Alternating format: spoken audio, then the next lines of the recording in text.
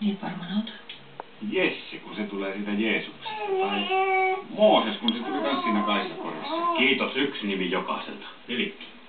No, olisiko vaikka niinku Tane? Mikä helvetin Tane? No, Tane vaan. Minä tunnen yhden Tane ja se on vähän samannäköinen. Menee helkkariin Taneen pöliä. Eiks Ville olis kanssa hyvä?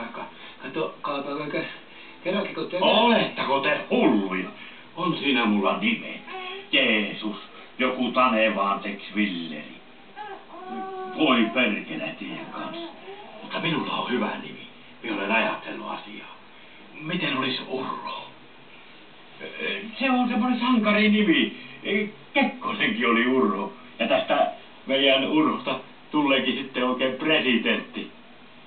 Kun se meidän kanssa kasuaa. No mitä sanottu? Urho, Urkki.